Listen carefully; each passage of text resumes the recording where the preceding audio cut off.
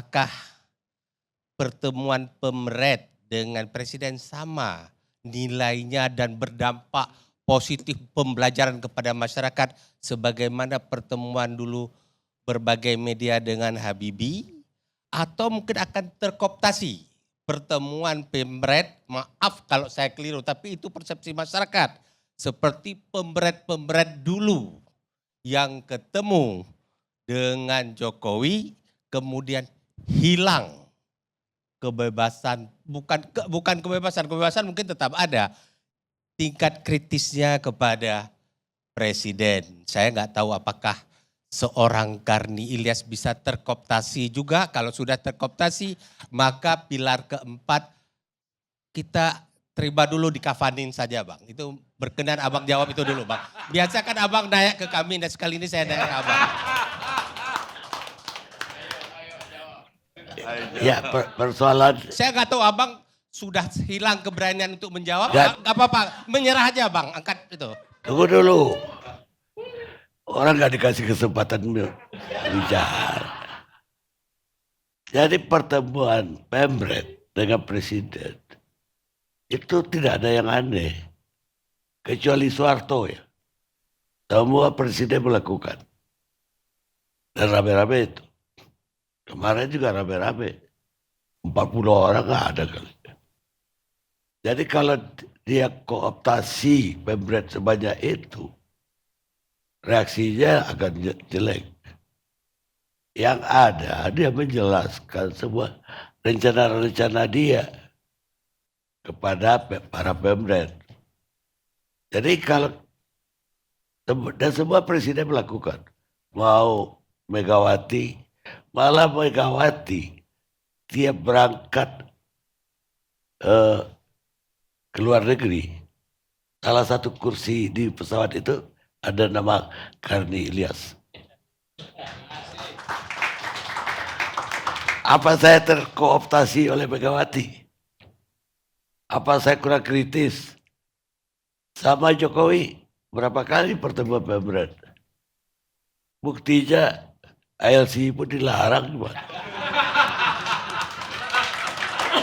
Oh jadi sekarang Abang sudah ngaku dilarang sama Jokowi ILC. Apakah Prabowo tetap melarang Bang?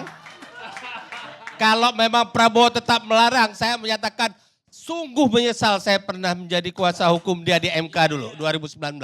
Begini, kalau soal muncul lagi di TV, itu bukan wewenang saya.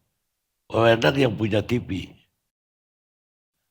Wewenang saya mengadakan ILC malam ini. Yang ada ikut. Aplaus dulu untuk Bang Karni tentang ini. Lembaga kepolisian, tolong. Ada fakta sekarang. Begitu berat beban-beban yang Anda hadapi. Beban-beban persoalan yang ada di dalam. Medsos, berita-berita, semua begitu transparan. Sehingga timbul reaksi-reaksi. Ada yang mampu bereaksi dengan kita seperti sekarang duduk diskusi, tapi ada yang bereaksi di jalanan. Terima reaksi itu. Jangan ambil langkah hukum meredam. Kalau Anda mengambil langkah hukum meredam terhadap kritik-kritik masyarakat, saya yakin mereka juga suka tadi sayang kepada polisi, butuh polisi. Tetapi mungkin cara itulah cara mereka cari perhatian untuk didengar. Nah kalau Anda ingin meredam, percaya saya Anda Pak Kapolri, Anda tidak akan mampu meredam reaksi masyarakat terhadap kondisi kepolisian sekarang.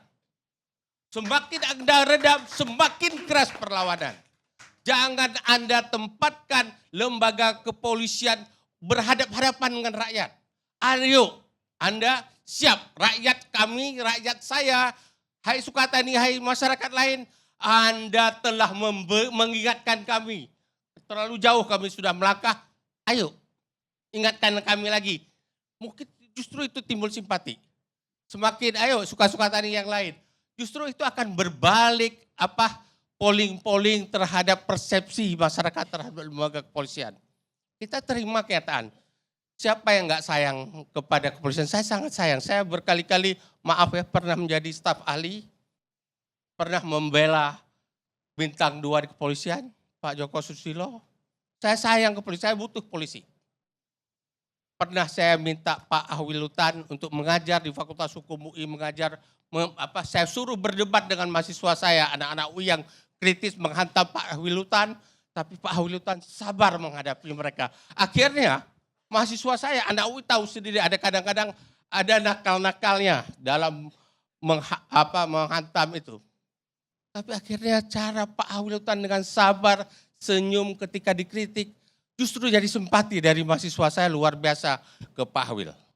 Jadi jangan polisi menggunakan kekuatan dan kewenangannya menarik ke ranah hukum.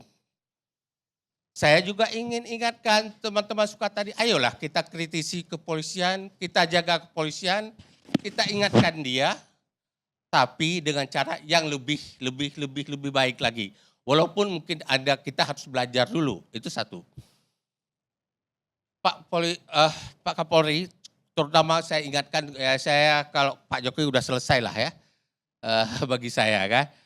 Pak Prabowo, Anda jangan mengulang kesalahan 10 tahun yang lalu. Anda jangan sampai memperalat kepolisian untuk kepentingan kekuasaan.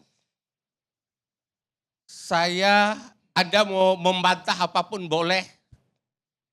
Kita fakta di lapangan kita tahu persis bagaimana kekuasaan suatu rezim pemerintahan bukannya menghormati dan menghargai kepolisian untuk menegakkan hukum secara baik dan adil kepada seluruh unsur masyarakat, tapi telah memperalatkan kepolisian sedemikian rupa. Ini bukan omongan saya ansih seorang Nasrullah.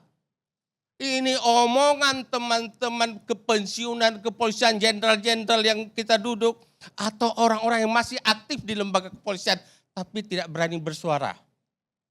Tolong ingat, saya yakin Pak Sutadi, beliau ini punya idealisme yang saya ingat dulu saya ketemu beliau, sering ketemu di Barreskrim, sampai sekarang saya masih hormat kepada beliau. Walaupun dalam berbagai forum seperti ini, untuk kepentingan publik, beliau membela kepentingan di lembaga kepolisian, tapi di luar itu beliau juga sering mengkritisi, tapi tidak bunyi ke publik. Ya, nah saya berpikir Pak Kapolri benahin lembaga ini, masa jabatan Anda tidak lama lagi, saya nggak yakin perlu Bapak perpanjang diri Bapak, tapi sisa jabatan ini kesempatan Bapak memperbaiki keadaan kepolisian. Sudah sangat tidak sehat, masalah tadi Pak Fredrik bilang, udahlah Pak Fredrik, saya tidak ingin cari muka yang berlebihan, karena bagi saya kepentingan bangsa dan negara rakyat ke depan ini jauh lebih penting daripada kepentingan saya disambut dengan baik atau tidak di kepolisian. Ya, bagi saya fakta dan itu diakui oleh semua lawyer yang berhubungan di lembaga kepolisian, hampir tidak ada laporan polisi yang tidak harus kita backup. Maaf benar, itu harus dibenahi Pak Kapolri, Pak Irwasum, Propam, Anda punya aparat untuk memantau keadaan di reserse itu, ya, pantau dengan sebaik-baiknya. Jangan lagi semua kasus dijadikan proyek. Jangan jadikan lembaga kepolisian yang baik, yang indah ini dibentuk sebagai korporasi. Jangan begitu.